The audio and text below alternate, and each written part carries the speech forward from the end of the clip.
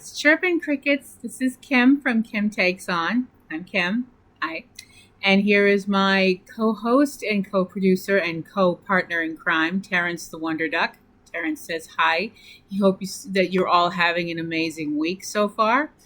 So, this week's topic is an artist that is near and dear to my heart. And I know to a lot of people out there too, because he's been making us laugh for several. Well, actually, we'll take a couple of those severals off because nobody needs to know how old anybody is, right? Age is only a number, as they say. Weird Al Yankovic, who is probably one of the funniest people to ever put out their unique style of music. And the thing is, a lot of people only think of Weird Al as, oh, he's that guy that does the parodies of all kinds of songs. And he's really funny for that. And he is. He's really funny for that. But his original stuff is also really great, too. And if you're someone who had a friend who had a lot of their albums, which I did and do, when they would like play the whole album, you're like, oh, I recognize that song and all that, but oh wait, that's something different. Oh, that's something new. That's something that I never heard before. And then I started looking into stuff, and I was like, oh wow, that was a long time ago. So, he's just one of those incredible artists that is just super talented, and from what I've heard, is a really decent dude. So, I mean, I thought that we would just talk about his work today, and I'm going to talk about some of my favorite works of Mr. Yankovic. These are not in any particular order because, in case y'all haven't figured that out yet, I'm not that organized. Sorry. But I would like to bring up an honorable mention, which is a song that was part of, I believe it was part of the Weird Al show, which was a show that I think it was on CBS. Back in the day, back when TV shows, back when TV networks used to have shows on the weekend exclusively for kids, insert your own. Back in my day, we didn't have a whole Cartoon Network thing. Although Cartoon Network's kind of gone downhill, if you ask certain people like me. Anyway, but moving on from that, there was a little routine they would do as part of the show, and because certain people feel a certain kinship, we thought we would give special mention to the theme song for Harvey the Wonder Hamster, from one wonderful critter to another. So, beginning our list, I am going to be kicking off this list with a song that I love it. I love it. I will not ever deny I love this song, because I very rarely deny the things that I love, even though sometimes I get some looks from people like, I didn't know women were into whatever. And I'm like, it's 2025. If you haven't figured out that women can be into anything that men are into, and you're just figuring this out now, good for you. But Weird Al combined two of my favoriteest things in the world: music and pocket monsters. That sounded dirty. No, it didn't. Stop it. Nope. The song Pokemon, which was played over the closing credits of Pokemon the Movie 2000, which is a really fun movie. It's really, really fun. I enjoyed it a lot. And it's him singing an original polka song about Pokemon, about specific Pokemon, and any song that brings up Pikachu. Big old thumbs up in my book. This was, of course, back before there were like 79 kabillion Pokemon. Gotta catch them all. Gotta catch them all in my butt. We all know Pikachu is the most important. Okay, Terrence just wanted to announce that the most important Pokemon is Psyduck. A little biased there, aren't we, buddy? It's still Pikachu, I don't care. So the first one on my list that I wanted to bring up, Pokemon. Next on my list is one that will surprise absolutely nobody who knows me and knows that I am a dyed-in-the-wool warzy. I was a warzy even before there was the term warzy. You know, that's the one thing. Okay, rant, side rant over here now. That's the one thing that really cracks me up about so many Star Wars fans that are like, well, this, that, and the other thing about Star Wars, and they changed this, so now it sucks, and there's more women involved and all this stuff like that. And I'm like, look, and the thing that cracks me up is most of these people are Star Wars fans. Pardon the truck outside. It's been snowing, so yay. Most of these people who will call them, and they can call themselves Star Wars fans because they are Star Wars fans. But I'm like, dude, I've been a Star Wars fan since it started. So don't tell me I'm not a Star Wars fan because I'm a woman. And yes, I've had that happen. So anyway, next on my list of favorite Weird Al Yankovic songs, his unique take on the Kinks classic Lola, taken from the point of view of a little dude from Dagobah, or living on Dagobah. Weird Al's song Yoda, which is actually more, to correct myself, it's more taken from the point of view of Luke, which suits me a lot. Yes, Luke Skywalker was my first movie crush. I'm a geek. I'm a nerd. I know. If y'all haven't figured that out by now, you have not been paying attention. But I really do love the song Yoda. I just think it's really funny because it really sums up the series up until that point. And I just find it really, including a very nice twist. It actually sums up between Empire and into Jedi a little bit, which I think is really nice. Excuse me, I gotta take a drink. On top of being very cold, the weather is very dry up here. It's really drying my throat out. Next, a song that is an original piece that Al did called "I'm So Sick of You." This is a song about a relationship that went less than well. We've all been there. We've all had it happen. But I'm sorry, when one of the lines is, "Won't you give my best regards to Satan?" I'm like, yeah, I think this relationship is done. I think it's pretty much done. So I'm so sick of you. But I'm not sick of you out there listening. I hope you're out there listening. And if you are out there listening, I hope you will click on the like little bell thing. And I hope you'll also sign up for this channel and get all the nice bells and whistles and doodads that go with this stuff. I figured I'd put it in the middle of the show instead of at the end, just to try a little bit different, mix things up a little bit. Next is another original called "You Don't Love Me Anymore." And it's kind of funny because this could be the beginning of "I'm So Sick of You." It's just basically Al singing a song about the fact that the relationship between him and the person he was in a relationship with seems to be going downhill quite quickly, considering the number of various and sundry ways his soon-to-be ex-partner is trying to make him an ex-person. Trying to have him join the ranks of the living impaired, as it were. You Don't Love Me Anymore. Really, it's really it's so funny because it's one of those songs where you're like, oh, this is actually kind of sad and kind of pretty. And wait a minute, did he just say that? It just gets weirder and weirder and more Al as it goes along, and it's just fantastic. Next up, "One More Minute," which is a song that's done in a kind of I kind of look at it as an homage to the doo-wop style, of past decades and such, which I happen to be a fan of. I don't just always listen to hair metal. I listen to other things. I try to be a cultured person and listen to all different kinds of music. I even listen to country now sometimes.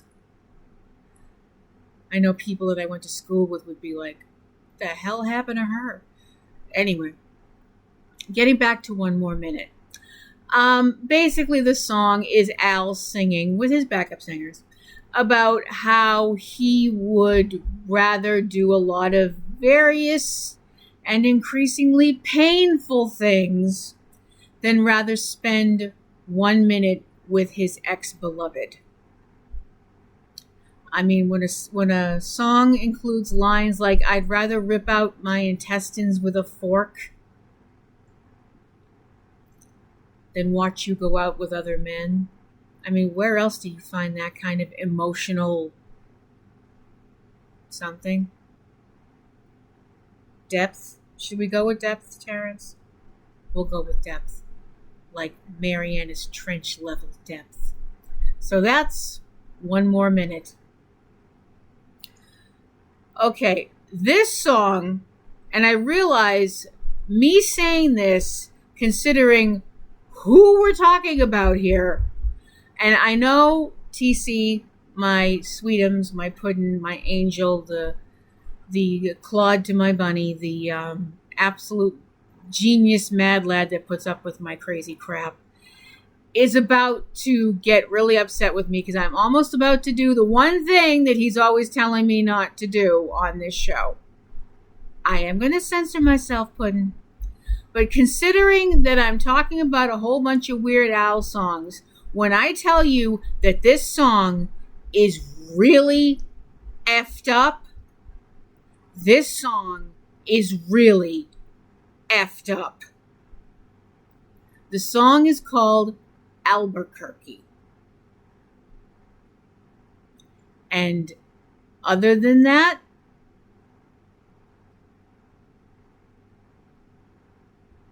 I can't.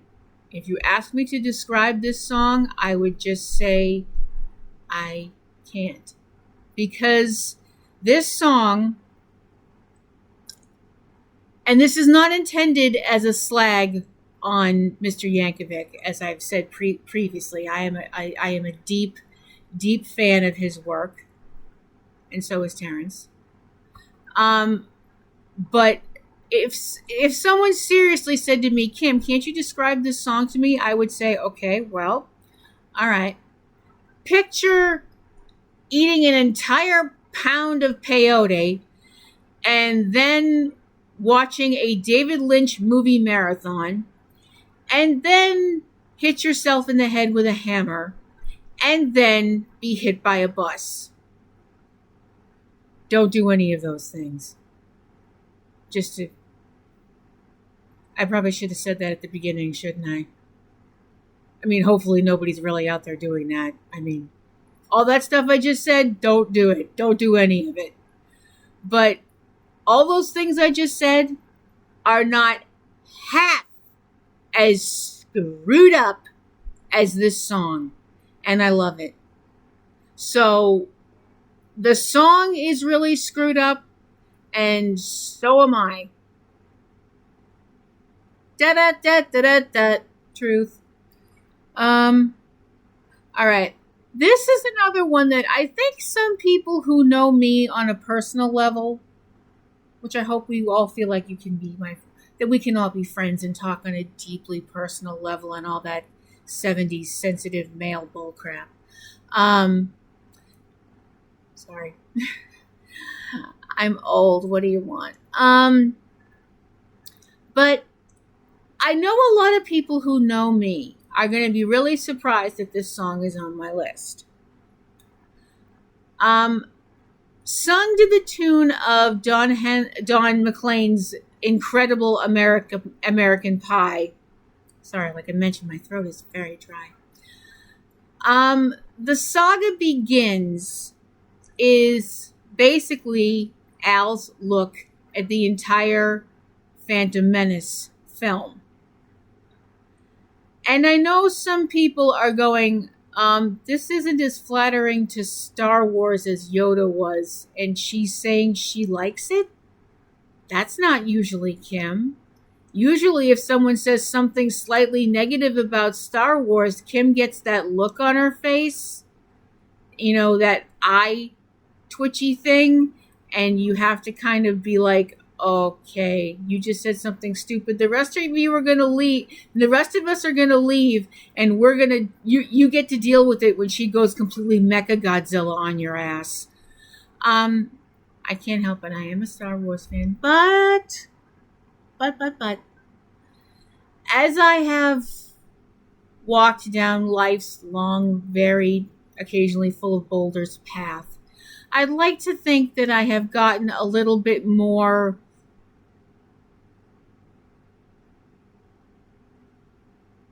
I'm not going to say mature because that would be straight up lying to you guys, and I'm not going to do that. I would like to think that I've gotten more, okay, fine. Just because I like something, just because I think something's amazing, just because something completely changed my life as a child, doesn't mean that other people can't find things to make fun of it, and that I should be like, all right, fine, that was kind of funny, whatever, But so I've kind of loosened the reins on being like Star Wars was an amazing experience, and if you say anything to disparage it, up yours. I'm not that person anymore. And there are things about The Saga Begins that I actually do like a lot. I think it's a funny song. And the thing I really like about The Saga Begins is the fact that I didn't have to research it. Because I heard American Pie when I was quite young and had no idea what this song was about. I didn't understand any of the references. I didn't understand the imagery that Don McLean was creating in this incredibly moving and tragic song. And I had to have people explain it to me who probably thought, this is the dumbest little kid we've ever met in our lives. So with the Saga Begins, I'm like, well, at least I get this. So hooray! Anyway, moving on. Another song that I adore from Weird Al is Word Crimes. I love Word Crimes because anything that helps me remember stuff that I should have remembered from back in school, it's helpful. I mean, I wouldn't say I was a bad student. I mean, except in the few things, math. But I mean, I like that. I like that the song actually taught me some stuff. Sung to the tune of Blurred Lines, which is a song that if you want to see me go completely Mecha Godzilla, play that. I'm sorry. That song, oh my gosh, that song made me so angry. Blurred Lines, I mean, not Word Crimes. But Word Crimes is funny and it's educational. I mean, what more do you want out of a song? It makes you laugh and it teaches you stuff. Winning, as far as I'm concerned. This is one of my favorite Weird Al songs because it so takes me back to a time that I'm not going to do it. I'm not going to be like, oh, back when things were simpler, blah, blah, blah. Because also back when things were simpler, they kind of sucked for large groups of people. Okay, we'll go with that. But I mean, there was a time before all horror movies were torture porn and stuff like that. There were times when a movie like Nature Trail to Hell might have actually happened. Nature Trail to Hell is an original song that Weird Al did on one of his earlier albums. And it's basically, it's a story of a Boy Scout. It's a story of hyping up a film about a Boy Scout troop that runs into a maniac while they're out in the woods. And the song's called Nature Trail to Hell in 3D. And it's so campy and so ridiculous. And for someone that grew up with, Friday the 13th and all those kind of movies, and the fact that for a little while, it seemed like you had slasher movies coming out about every single holiday or event that you could think of, from Friday the 13th to Halloween to Valentine's Day to Happy Birthday to Me and April Fool's Day and Christmas and, everything else in between. I'm surprised there wasn't a movie called Arbor Day or something like that with like killer, I don't know, killer lumberjacks or something. If anybody makes that movie, you better give me some credit. But I just think it's hilarious. It takes me back to those movies, which weren't funny. I mean, some of them did scare the living crap out of me. I'll be perfectly honest with you. And before anybody asks, because I know they're going to, gee, I wonder if she saw the remakes to Friday the 13th and My Bloody Valentine. Yeah. I saw the remake to My Bloody Valentine at the movie theater 3 times. Three times.